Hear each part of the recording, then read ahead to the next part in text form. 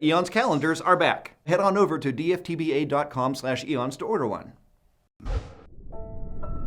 424 million years ago, a small, unassuming organism known as a graptolite drifted through the sea, unaware of how important paleontologists would one day find it.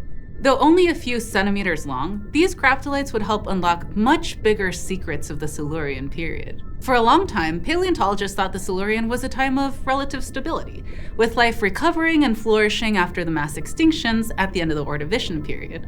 Fish, cephalopods, and sea scorpions prowled the oceans as the first plants and arthropods continued to slowly conquer the land. And as far as we could tell, the climate was a perfect match for the growth of oceanic life. A mildly warmer climate that provided a stable and secure planet. But that picture of the Silurian could not have been more wrong. What graptolites tell us is a story of incredible changes in the ocean, of periods where the oceans became poisonous and suffocating before eventually clearing up again. They unlock extinctions and recoveries that scientists didn't see. And most of all, they showed us how unpredictable the Silurian period really could be. Graptolites started from humble beginnings. They first show up in the fossil record during the Cambrian period, over 500 million years ago. And graptolite fossils are not the animal itself. Instead, they're flattened tubes with many openings that once hosted colonies of tentacled polyps, kind of like how coral lives today. Now, while graptolites are probably extinct today, we can get an idea of how they lived from their extant relatives, the terebranchs. They're similar to graptolites and may be close cousins or still living members of the group, depending on which scientists you ask.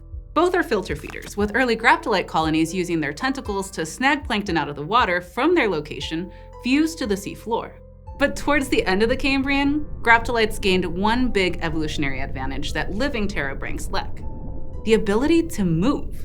Around 485 million years ago, graptolites lost the fuse holdfast that pinned them to the seafloor and began moving with the current, which is when these graptolites start to show up everywhere.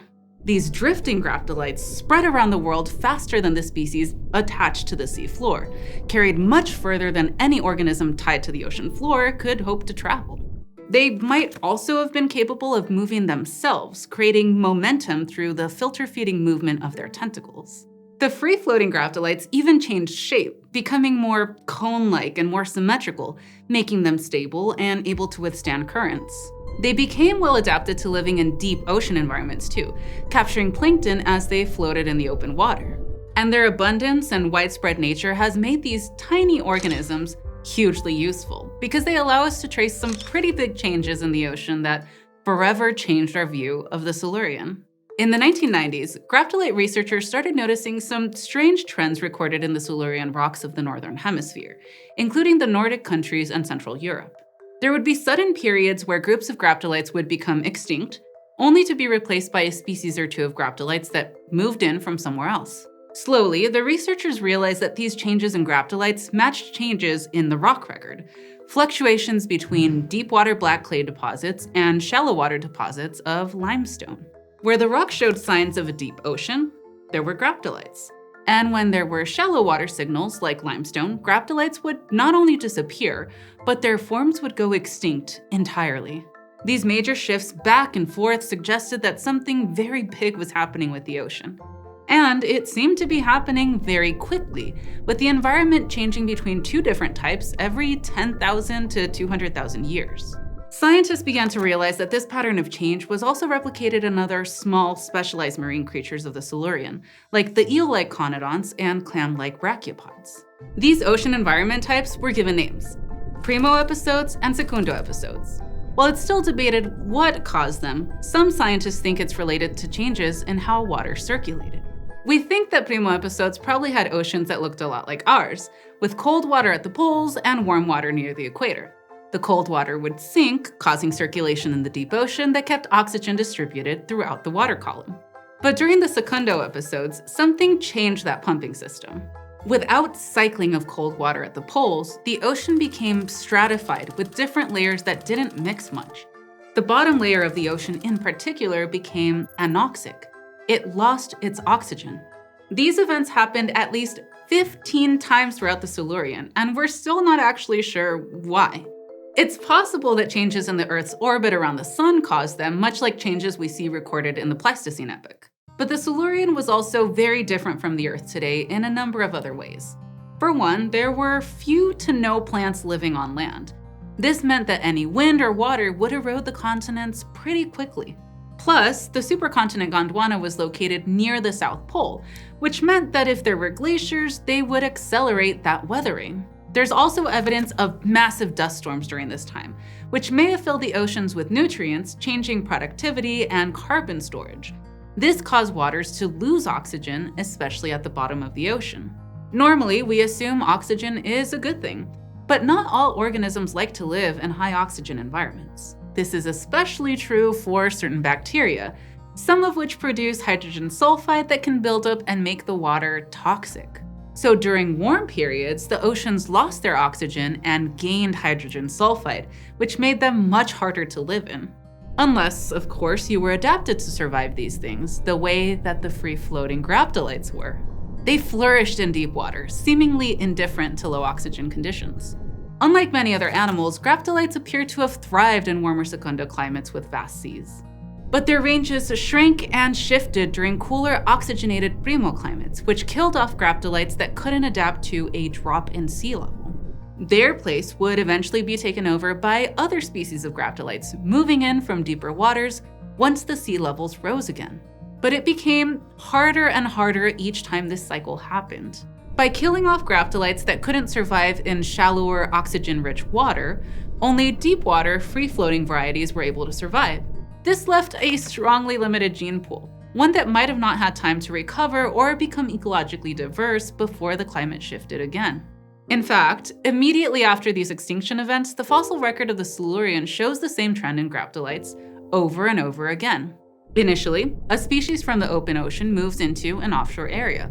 With no competition from other graptolites, the new residents experience a population boom. So much so that the fossil record shows huge accumulations of single species of graptolites. Scientists imagine that these booms would have made graptolites the equivalent of krill during the Silurian. But all things must come to an end, and nothing about this scenario would have prepared graptolites for the climate change to come. After all, the extinctions killed the predators of graptolites too, and that meant that there was very little evolutionary pressure to evolve into different species or use different tactics. So when the waters began to cool again, these new populations of graptolites were no more likely to survive the change than the species they had replaced. This is why these events wiped out such large percentages of graptolites in particular. While other animals were certainly impacted, graptolites show huge population changes at each shift between primo and secundo. These massive ocean and climate swings caused graptolites to almost completely go extinct in the middle of the Silurian. 95% of the species across the globe disappeared. And this happened again and again on smaller to larger scales. The Lau or Kozlovsky event in the late Silurian wiped out 70% of the graptolite species, and also nearly 23% of all marine life. Considering the consequences of these extinctions, it seems unbelievable that we once thought the Silurian was so peaceful. Today, we know that the Silurian was a time of incredible change, a trend now seen in chemistry, rocks, and many different types of fossils. But if it weren't for the detailed record of the tiny graptolites and other animals like them, we might never have seen the extinctions hidden beneath our noses. Before you go, we want to hear your feedback. Every year, PBS Digital Studio surveys our audience, helping us understand what you enjoy on YouTube and what you'd like to see us make more of. You also get a chance to vote on new shows, so it'd be great to see Eons fans represented in the polls. There's a link in the description. Thanks in advance. So there's another fossil that we mentioned here that we've actually done an episode on. Check out the most useful fossils in the world to learn more about conodonts. And thanks to this month's primo eontologists, Jake Hart, Raphael Haas, Annie and Eric Higgins, John Davidson-Ing, Melanie Lamb Carnevale, Addie, Tony Dye, and Juan M. By becoming an Eonite at patreon.com/eons, you can get fun perks like submitting a joke for me to read. Here's one from the Burgeons. How do we know there were hipster dinosaurs? Because of all the fossil records they left behind. Thought that was gonna go a different direction. Fossil record, yeah, they were here first, or like they knew about Earth before you, or you wouldn't know. And as always, thanks for joining me in the Atom Low studio. Subscribe at youtube.com/Eons for more strolls in the Silurian.